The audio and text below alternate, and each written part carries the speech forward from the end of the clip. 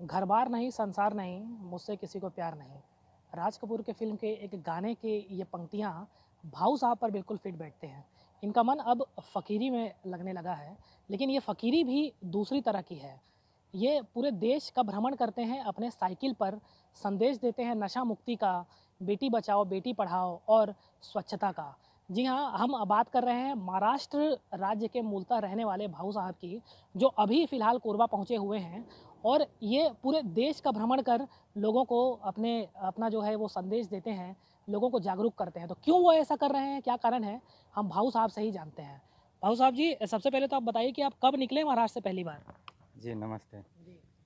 मैं पहली बार सन 93 में सन 93 में से घर से निकल गया था। उस समय 20 साल का था और तब से आज तक भ्रमण करते करते 27 साल हो गया। और घर से शुरुआत हुई थी दहेज प्रथा। वो मुद्दा लेकर मैं निकला।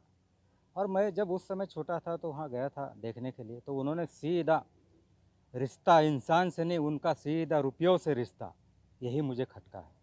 और तभी मैंने मन बनाया कि हम पूरे देश का भ्रमण करेंगे। इस सुंदर हिंदुस्तान में अपना जन्म हुआ है, तो देश देखने का, पूरा देश का परिवार अपना देखने का ये बहुत बड़ा मौका है। अब तो ऐसा लगने लगा है कि पूरा देश ही परिवार है, सब देश में घर है। जन्म महाराष्ट्र में हुआ तो क्या हो गया, लेकिन सबसे पहले मैं आपके माध्यम से पूरा, हम सब हिंदुस्तान ही है। कोई भी जाति धर्म यहाँ पे नहीं है, सबसे पहले हिंदुस्तानी है, उसके बाद ही हम सब हैं। और दहेज प्रथा को रोकने का हमारा, मेरा तो भ्रमण कर, मैं तो करते रहूँगा, मैं संदेश देते रहूँगा, मैं रोक नहीं सकता हूँ, ना ब्रह्मदेव आके रुकवा सकता है।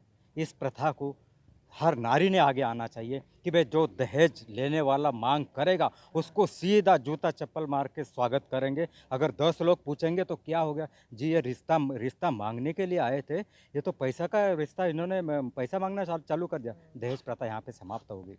अच्छा, ये बताइए कि आप अब तक कहाँ-कहाँ जा चुके हैं? कितने किलोमीटर का फासला आप तय कर चुके हैं जी, साइकिल से? पूरे देश में मैं तो अभी 5 बार पूरा कंप्लीट करके अभी ये 6वीं बार भ्रमण कर रहा हूँ। मुझे मालूम नहीं साइकिल कब तक चलेगी, मैं नहीं जानता हूँ। हाँ, लेकिन मेरा जो उद्देश्य है ना, अंत तक अगर साइकिल भी चलेगी तो हेल्थ भी फिटनेस रहेगा। मैं स्कूलों में भी बच्चों को जब जाता हूँ ना, बच्चे इतने हमारे, मतलब इतना सकारात्मक सोच है, मुझे लगता है नया हिंदुस्तान बहुत अच्छा बनेगा। अच्छा, तो क्या-क्या आप चीज़ें रखते हैं अपनी साइकिल में? घर ये आपका पूरा कहीं है? हाँ। ये पूरा घर है जी। हाँ। ये पूरा घर आप ये उठा के नहीं देखेंगे तो कम से कम 80 किलो का वेट है, और मेरा अलग से, ये बहुत जी, बड़ी भाऊ साहब जो हैं ये साइकिल ही इनका घर है, कोई घर नहीं है आपको बता दें। और ये साइकिल पे 80 किलो का वेट, जैसा कि ये बता रहे हैं, सारे डॉक्यूमेंट्स और इनके जो ज़रूरत के सामान हैं, हेलमेट है, ये साइकिल ही इनका अब घर है एक तरह से। और इसी साइकिल पर ये पूरे भारत का भ्रमण करते हैं। फिलहाल ये कोरबा आ चुके हैं, 5 बार पूरे देश का ये भ्रमण कर चुके हैं। तो अब अगला पड़ाव कहाँ है आपका भाऊ साहब? अभी अगला पड़ाव नहीं बोल सकते, अभी तो यहीं अभी निकल रहा हूँ जबलपुर और भोपाल की तरफ, लेकिन हुँ, कब तक पहुँचेगा ये मैं भी नहीं जानता हूँ। हुँ, जीवन रहेगा तो ज़रूर पहुँचूंगा, लोगों को मिलेंगे, प्रचार करेगा, हुँ। और लोग भी, मुझे मालूम है हम बदलाव लाने में सक्षम रहेंगे, और मुझे पूरी उम्मीद है इसी जीवन में हम ज़रूर एक बड़ा आंदोलन खड़ा कर सकते तो हैं। आप कुप्रथाओं के खिलाफ जो ये आपका जो संदेश है, तो क्या आपको लगता है कि बदलाव आएगा इससे? आप कुछ जी, लोग जी। जुड़ रहे हैं आपसे? जी, नहीं जी, ज़रूर मैं ऐसा समाज को खड़ा कर रहा हूँ, ताकि मतलब एक हमारे समाज में जो एक दानव, एक जो रा दहेज के लोभी समाज जो है, ये सब चंद लोग हैं, जो दिखावा, अपने आप को एक समाज में वो प्रतिष्ठा का सवाल मान के चले हैं ना, मैं ऐसे लोगों को एक कलंकित समाज मानता हूँ। ये समाज को और पूरे देश को कलंक कर रहे हैं। इसीलिए मैं उनके बहकावे में न जाके अपना अच्छा समाज बनाने की अग्रसर कर रहा हूँ मैं समाज। अच्छा, कहाँ-कहाँ जाते हैं आप? किनको-किनको एड्रेस भी करते हैं क्या हाँ, कहीं पर जा देखिए कर जी, के? अभी देखिए कोरबा में आया हूँ। मैं काफ़ी 4-5 जगह एड्रेस किया हूँ, और हमारे एससीसीएल से लेके हमारे एनटीपी से बासु साहब को भी मिला हूँ। हमारे जो यहाँ से पति साहब को भी मिला हूँ, अभिषेक पति जी, उनको भी मिला हूँ। अच्छा लगता है, कम से कम 2, 4, 10 से लेके 1000 तक मैं एड्रेस करता हूँ, 1 टू 1 लोगों को बोलता हूँ, देखिए आगे आइए, हुँ। मत दीजिए, बेटी को मत दीजिए दहेज, ना बेटे के शादी में मत माँग कीजिए। अगर आप ऐसे करेंगे तो अच्छा नहीं। अगर आप सोचेंगे ये हमारा व्यक्तिगत मामला है, नहीं, व्यक्तिगत करके करके ही हमारा समाज बनता है। बहुत लोगों ने ऐसे सवाल भी किए, तो हमारा व्यक्तिगत जी, तो मामला है। दहेज के अलावा और भी क्या-क्या संदेश आप हाँ, देते हैं दहेज समाज के को? अलावा देखिए, दहेज के अलावा मेरा तो नशा मुक्ति, कन्या भ्रूण हत्या, ये दहेज से जुड़ा हुआ है। कन्या भ्रूण हत्या, दहेज से ही कन्या भ्रूण हत्या होती है। इसमें करप्शन, भ्रष्टाचार बढ़ता है, इसमें मानसिकता में निगेटिविटी आती है।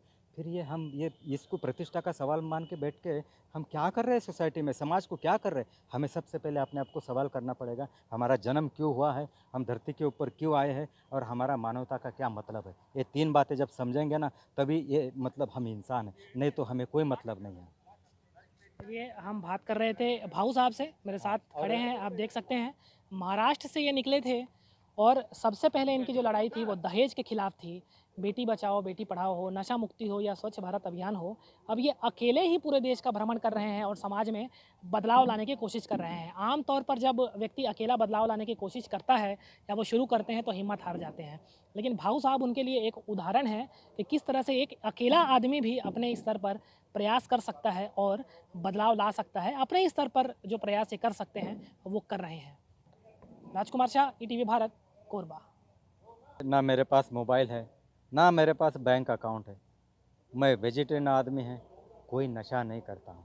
नीट एंड क्लीन फर्स्ट की नीति मैंने तैयार की है ताकि इस मेरे देश को, परिवार को ये पता लगे कि ये सच्चा इंसान नेक समाज की भलाई के लिए चल रहा है। मैं अपनी भलाई के लिए नहीं चल रहा हूँ, ना मैं पैसे कमाने के लिए चल रहा हूँ। बस लोगों के पास जाता हूँ, मैं इतना ही बोलता हूँ कि सर प्लीज़ मुझे थोड़ा सा धक्का देना है। यही मैं लोगों से आशा करता हूँ और अपने इस प्रथा को आगे आने के लिए कहता हूँ आपके माध्यम से। बहुत बहुत धन्यवाद।